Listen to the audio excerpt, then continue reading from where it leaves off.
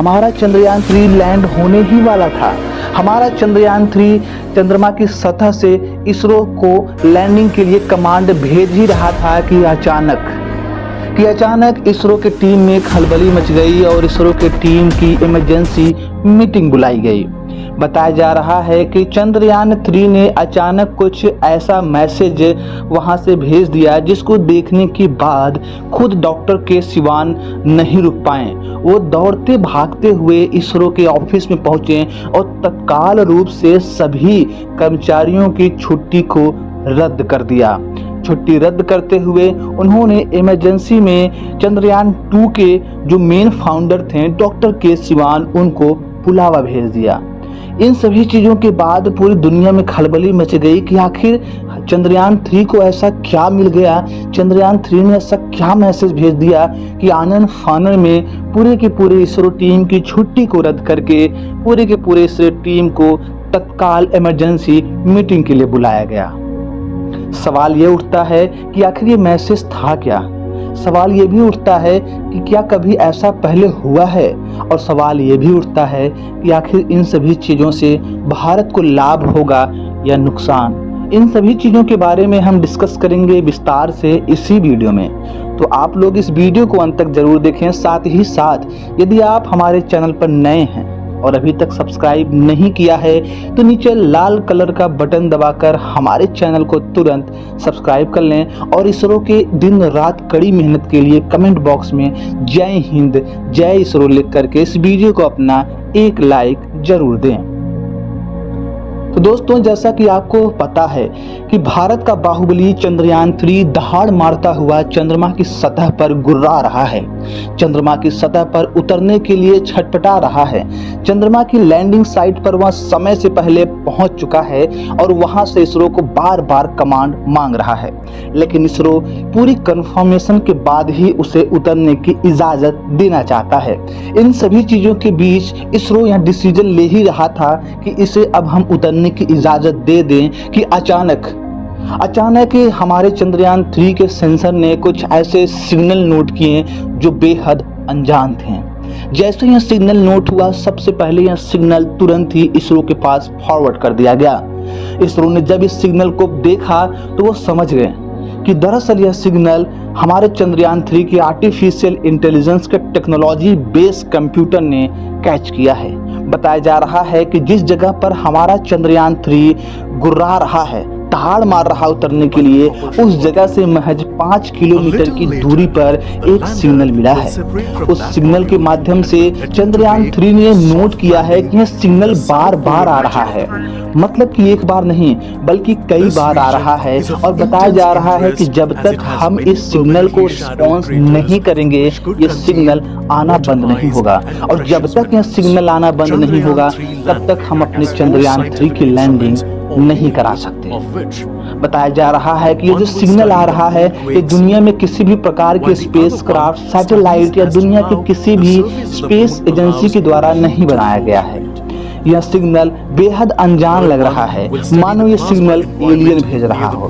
बताया जा रहा है कि चांद का जो दक्षिणी छोर है वह बहुत ही ज्यादा अनसर्टेन है, वहां पर एलियन होने के पूरे चांसेस हैं और शायद इसीलिए लैंडिंग साइट से महज 5 किलोमीटर की दूरी पर हमें ये सिग्नल बार बार मिल रहा है।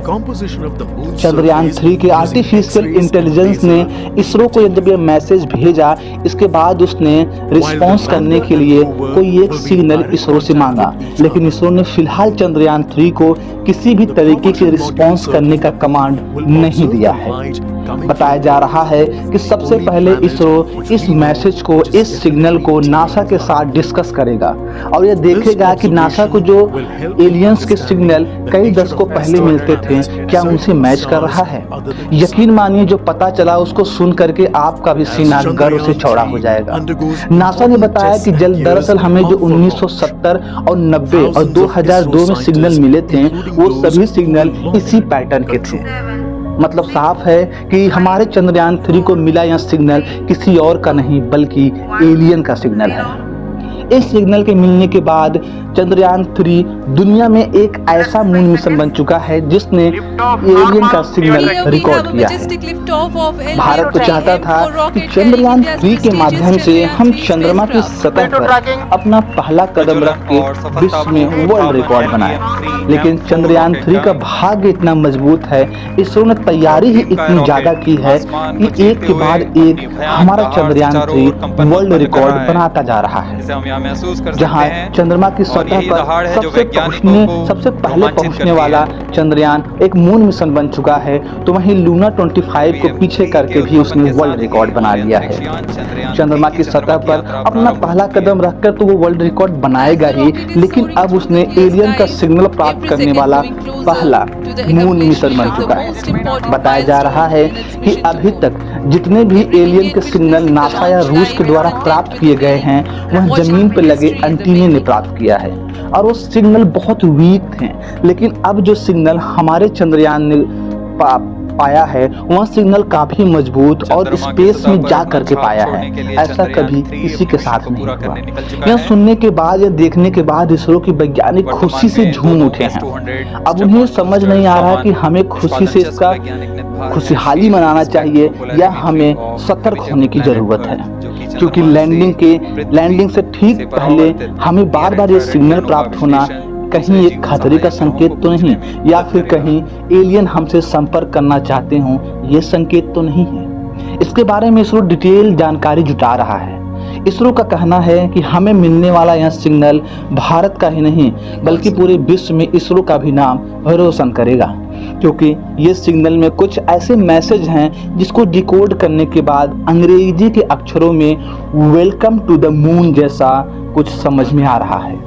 हालांकि इसरो ने अभी कंफर्म नहीं किया है कि यह मैसेज वेलकम टू मून ही है या फिर वेलकम टू स्पेस है, लेकिन इसके बारे में डिकोडिंग चल रही है। भारत के सबसे तेज चलने वाले सुपर कंप्यूटर प्रत्यूष से इसकी गणना कराई जा रही है और इसको डिकोड कराया जा रहा है। जापान ने कहा है कि यदि भारत को जरूरत पड़े तो हमारा सबसे तेज चलने वाला सुपर कंप्यूटर फुगाटू का भी यूज कर सकता है, लेकिन फिलहाल इसरो ने फुगाटू का यूज करने से मना कर दिया है, क्योंकि अगर हम फुगाटू का यूज करते हैं तो पूरी संभावना है कि सारा डाटा जापान के पास सेव हो जाएगा। इसलिए भारत अपने सबसे तेज सुपर कंप्यूटर प्रत्यूष का इस्तेमाल करते हुए उसकी पूरी जानकारी जुटा रहा है। वैसे आप लोगों को क्या लगता है, भारत को विश्व के किसी बड़े सुपर कंप्यूटर का सहायता लेना चाहिए या नहीं? आप अपनी राय हमें कमेंट बॉक्स में जरूर बताएं। दूसरी तरफ खबर यह आ रही है कि हमारा चंद्रयान 3 लैंडिंग साइट पर महज 100 किलोमीटर की ऊंचाई पर उड़ रहा है। वहाँ बार बार 100 किलोमीटर ऊंचाई से चंद्रयान 3 के लैंडिंग एरिया के आसपास का एरिया स्कैन कर रहा है। अब इस बार हमारा इसरो पूरी तरीके से सुनिश्चित हो जाना चाहता है कि उतरने में हमें कोई खतरा नहीं है, तभी हम उतरेंगे, क्योंकि डॉक्टर एस सोमनाथ ने बताया है कि चंद्रयान 3 को हमने अपने बच्चे की तरह बड़ा किया है। 3.5 साल के लंबे समय लंबी कड़ी मेहनत सिर्फ मेरी नहीं है, इसरो के उन तमाम कर्मचारी, डॉक्टर के सिवान और तमाम बड़े अधिकारियों की है। हम इस मेहनत को जाया नहीं जाने देंगे। हम ये नहीं चाहते कि हमारे द्वारा बनाया गया चंद्रयान 3 किसी भी कीमत पर फेल हो। चंद्रयान 3 के जो मेन कर्ता धर्ता हैं डॉक्टर एस सोमनाथ और डॉक्टर के सिवान, उन्होंने बताया कि यह जो चंद्रयान है सिर्फ मेरे बेटे जैसा नहीं है, बल्कि भारत के उन 130 करोड़ लोगों के बेटे जैसा है जिसे हमने बनाया है।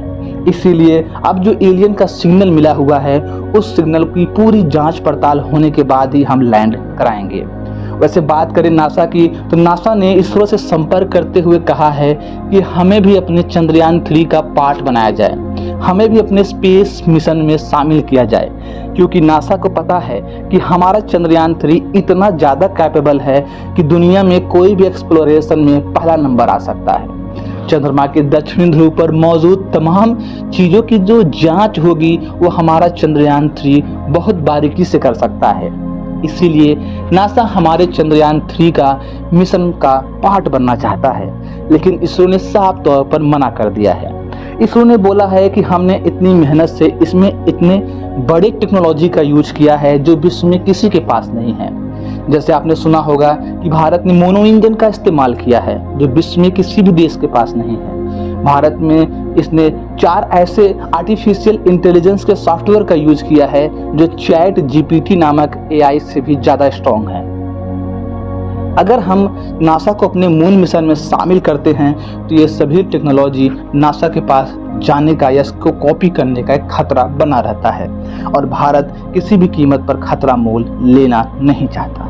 आपकी क्या राय है? क्या भारत का फैसला सही है या गलत? अपनी राय हमें कमेंट बॉक्स में जरूर बताएं। साथ ही साथ इसरो और चंद्रयान 3 की इस बड़ी कामयाबी के लिए कमेंट बॉक्स में जय हिंद जय इसरो लिख करके इसरो का मान सम्मान जरूर बढ़ाएं और अगली अपडेट के लिए हमारे चैनल को तुरंत सब्सक्राइब करें।